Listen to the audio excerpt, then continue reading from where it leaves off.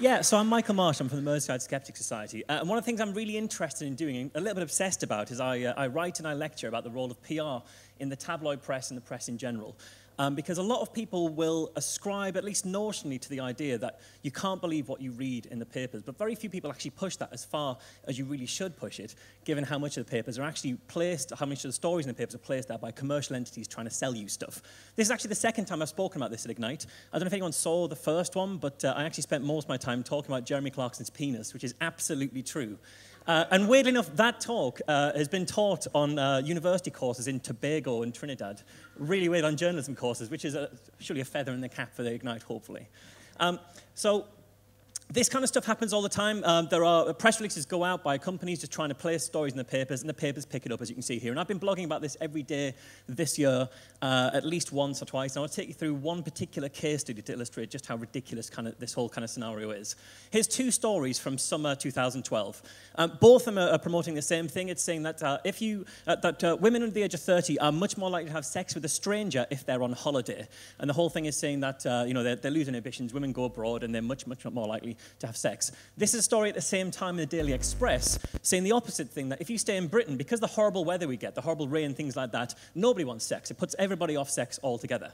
Now, these two stories were placed by the same company at the same time, and that company is called misstravel.com. Misstravel.com is a travel dating website where they take generous men who are looking for company on holiday and hook them up with attractive women who are looking for a free holiday. And that's their business model. It's probably the second time you'll hear the word prostitute tonight. But you can see very clearly then how the stories that are being placed in the papers support entirely what that website is trying to do. And it's very, very open, very obvious. But these stories don't mention that the website's about this. They just leave it there as an inference to try and put people in the mindset. The website's actually one of a couple of websites all owned by the same guy. There's one called seekingarrangement.com, which is a sugar daddy dating site where generous members are hooked up with attractive members, and there's a financial transaction involved.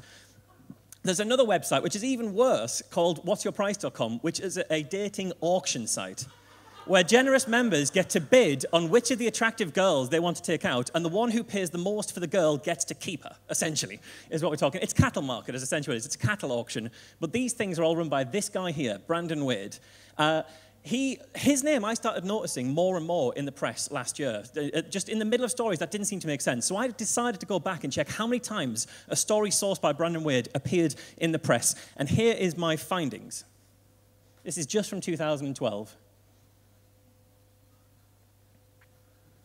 Not all of them were about dating, it carries on. Not all of them were about dating, there were all sorts of weird things. When you really tot it up, the whole thing, it comes to, and we'll see in just a second, it's 49 stories in 2012, 30 in the Daily Mail alone. Not all of them saying this is all just advertising, which it basically was, for a website which was basically prostitution.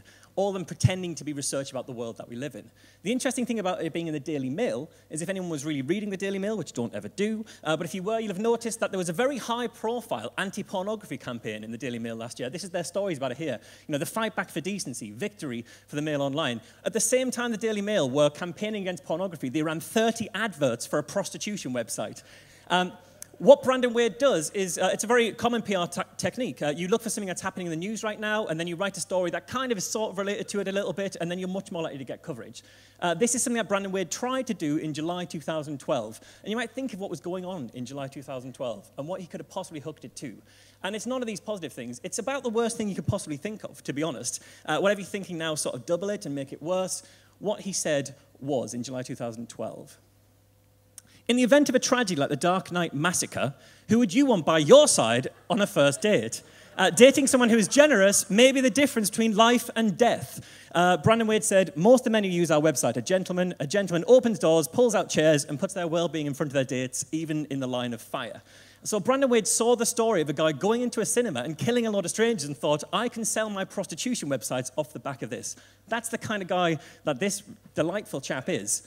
And the Daily Mail ran 30 of his stories over the last year at the same time as they ran an anti-pornography campaign. They didn't print the one about the massacre, but they did print 30 other stories of his. 49 made the UK press. This kind of thing genuinely does happen all the time. I could genuinely talk about this all night, but I have only got about the next 10 seconds, so I won't. But if you do want to check it out, there I am on Twitter. That's my website, badprtumblr.com. It's kind of a hobby and an obsession, and I hope you check it out, and I hope you find it interesting. Thank you.